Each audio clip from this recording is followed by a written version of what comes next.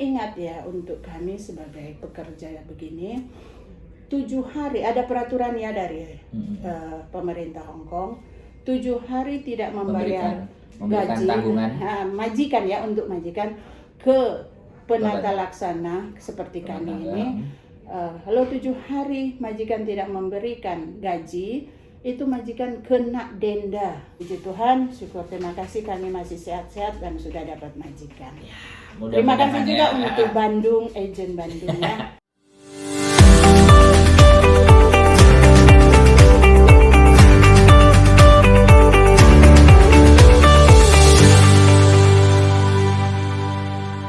Oke, selamat pagi teman-teman semuanya.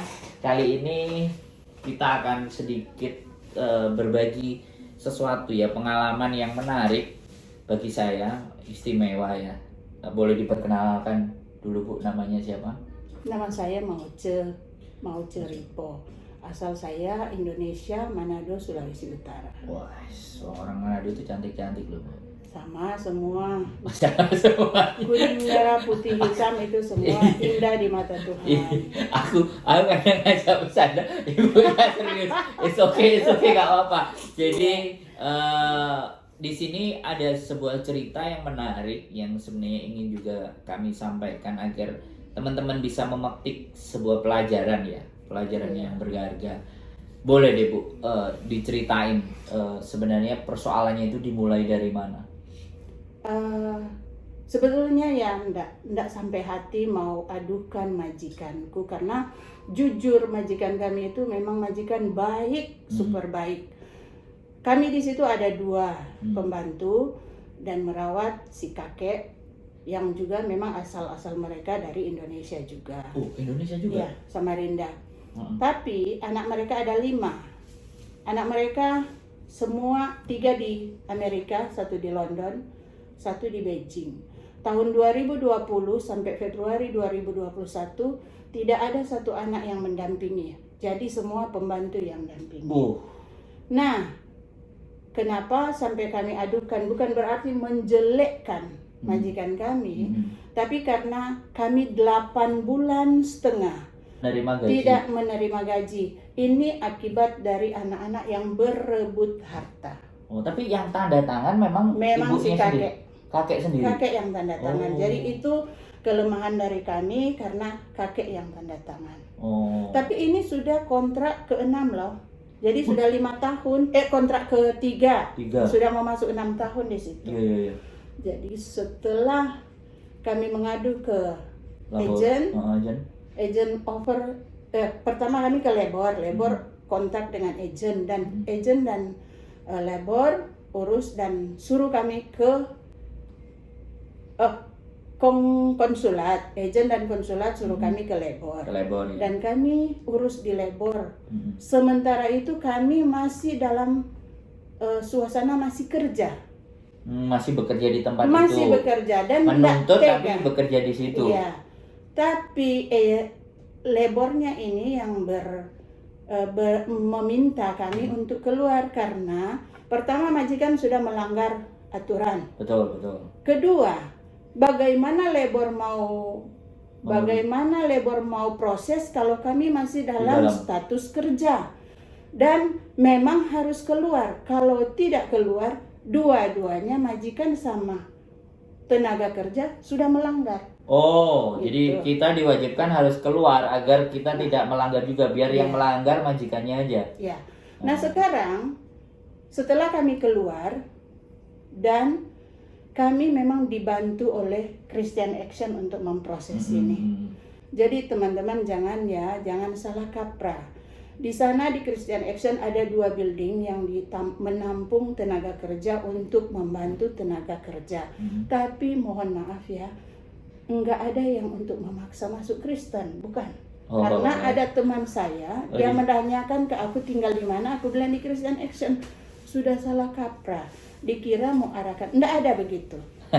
Ini disclaimer ya, disampaikan waktu saya kasusnya ini dibantu. Jadi pada saat belum dibayar itu pun datang ke agent, datang ke konsulat, terus kemudian dibawa ke labor, terus didampingi oleh Christian Action. Tapi agent sendiri juga membawa ke sana kan? Agent juga mengarahkan. Kami yang pergi dan memang diproses. Sekarang sudah taraf karena dia dari labor tribunal memutuskan karena majikan nggak hadir dan ada batas waktu dari labor tribunal menunggu keputusan yang sudah diputuskan. Majikan tetap tidak hadir. Sekarang sudah di 8 departemen. 8 departemen ini yang membantu kami dan sekarang sudah boleh dikata taraf terakhir ya. Tingkat terakhir, kalau mereka dalam 21 hari tidak datang, tidak membayar, dan sedangkan 3 bulan yang lalu waktu labor konfirmasi melalui Zoom dengan bos, anaknya bos, mereka sudah akui akan membayar. Tapi sekarang malahan bersembunyi. Mereka sudah datang dari Amerika waktu lalu Agustus, dia sudah janji mau bayar. Ternyata dia lari pulang ke Amerika. Balik ke Amerika terus si kakek kasihan minta-minta ke anaknya, tolong bayarlah gaji mereka. Kayaknya mereka terlalu meremehkan kami. Nah sekarang sudah maju, sudah ada surat yang mana kalau dalam jangka 21 hari ini tidak membayar akan disita aset atau bukan masalah aset karena mungkin mereka sudah tahu ada atau tidaknya gitu, tapi ini akan dipublikasikan di media massa gitu, televisi atau newspaper gitu. Tapi memang uangnya itu hanya di anak-anaknya semua. Di anak-anak karena anak-anak sudah berebut harta.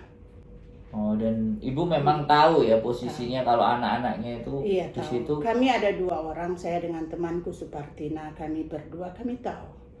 Dan waktu lalu, waktu ada mengurus sidang-sidang si bapak, walaupun sidangnya melalui Zoom, kami sempat mendampingi. Dan yang mendampingi pun saya karena waktu itu pakai Mandarin. jadi yang dituntut sama yang nuntut sebelah-sebelahan kan. Ini sampai saking apa ya baiknya ya. Jadinya yang dituntut sama yang nuntut di sebelah-sebelahan. Emang ada hikmahnya ya. Kita kejar sampai bagaimana harta kalau anak-anak begitu. Iya. Jadi persoalannya di sini bukan si bapak tadi nggak mau bayar, tapi semuanya uang ada di anak. Sehingga dia mau bayar pembantu aja harus meminta-minta sama meminta. Ini pelajaran terpenting bahwa anak dididik dari kecil sampai besar, bahkan sekarang udah pada di luar negeri pun bisa terjadi sampai seperti itu juga ya.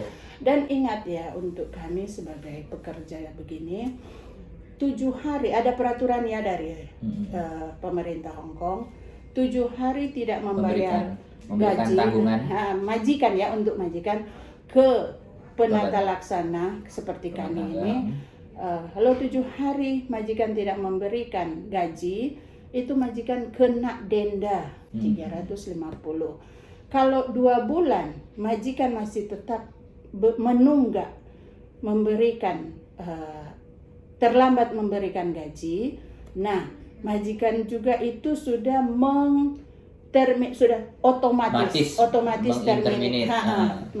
Jadi dia sudah menyalahi kontrak. Jadi sudah terminate otomatis ke penata laksana rumah tangga. Nah, seandainya mungkin ada yang nggak percaya ya. Kami 8 bulan setengah tidak dibayar. Itu karena kami keasikan kerja dan rasa kasih sayang. Rasa sayang si bapak ini tidak ada keluarga di sini gitu. Anaknya cuma kirim ke supir untuk belanja, misalnya untuk pampers dan segala macam untuk makan. Jadi kami ada enjoy kerja karena rasa ya biasa-biasa aja. Tapi ternyata kami sudah 8 bulan setengah nggak bayar gaji. Ini hebat, sampai hebat loh, sampai sudah sebulan 2 bulan nggak digaji pun. Dia bilang sabar nanti balik karena terhalang karena nggak ada di Hong Kong kan mereka. Iya. Mereka terhalang COVID. Memang akui iya. Oke, tunggu nanti jadi dianya ada begini. Juni Juli dia nggak kasih. Agustus dia bayar 1 bulan, jadi nunggak kan 2 bulan. Jadi Agustus dia bayar. September Oktober dia nggak bayar. November dia bayar. begitu. Jadi itulah totalnya sampai 8,5 bulan sampai ya, bulan Juni itu. Tapi kasus sudah naik dan Iya. tinggal masalah mereka aja Iya. bersedia untuk membayar apa enggak. Kalau bersedia membayar ya nantinya pasti dipanggil ya. Iya, tapi sekarang malah mereka minta kami cabutlah masalah, kasihan si bapak udah tua, nanti kami bayar, aset kami di Indonesia banyak. No, kalau cuma mau bilang aset di Indonesia banyak, oke, jual di sana, bayar kami di sini. Oh, bapaknya bilang gitu? Anaknya yang satu. Oh. Iya. Tapi bisa bahasa Indonesia juga? Iya, tapi karena di situ ada orang orang Guangzhou atau apa, jadi Mandarin, yang kebanyakan Mandarin. Tapi kalau kami yang Indonesia ya Indonesia lah gitu. Jadi sama dua orang ya. Jadi ini Iya. Pelajaran ya buat teman-teman kalau di Hong Kong itu pemerintah sangat concern ya terhadap kita, dan ketika teman-teman juga punya problem ataupun masalah jangan segan untuk menyampaikan. Iya. Dan ke agent ngomong atau kalau bisa ke KJRI pasti akan mengarahkan ke. Ya, syukur ya, puji Tuhan sekarang agent Bandung juga sudah bantu saya carikan majikan baru, dan cuma dalam 2 minggu sudah turun visa saya. Ya. Visa saya sudah. Padahal dalam posisi berkasus ya kan, dalam posisi berkasus, tapi kan kasusnya kan kita menang, kasusnya kan kita bukan yang kita kan bukan kita yang mencari kasus itu apa, tapi ini kasusnya majikan yang memang bermasalah. Padahal kalau dibilang kaya ya kaya, tapi sampai seperti itu ya. Tapi kita semua jangan sampai meniru hal yang seperti mereka. Anak-anak berebut harta, usahakan harta itu jangan sampai mau bikin anak cucu berantem, apalagi mau tinggalkan hutang ke orang lain gara-gara itu. Iya. Terima kasih, Mbak Mauris ya. Mau cerip. Po. Kalau rip berarti sudah bye-bye. Ini ripo. Seru juga. Ada lucunya juga. Terima kasih ya. Jadi sekali lagi buat pengalamannya, buat teman-teman, sekali lagi apapun kendala dan punya masalah bagi teman-teman, sebaiknya memang disampaikan, diceritakan, dicarikan solusinya. Jangan terlalu dipendam terlalu lama. Keluarin. Kalau cuman persoalan misalnya pekerjaan terus ringan-ringan ya it's okay. Tapi kalau ini masalah gaji dan ini sesuatu yang memang vital ya, ini sesuatu yang benar-benar ini. Dan karena kasih sayang itu tadi ya, rasanya kayak nggak tega dengan hati gitu. Ini loh hebatnya orang Indonesia ya. Orang Indonesia hebatnya di sini. Itu kemungkinan kami berdua dengan temanku juga Supartina dari Lampung, kami memang ibaratnya terlalu rasa kasihan kerja dengan hati, dan akhirnya mereka nggak pakai hati kepada kami. Tapi ya puji Tuhan, syukur, terima kasih kami masih sehat-sehat dan sudah dapat majikan.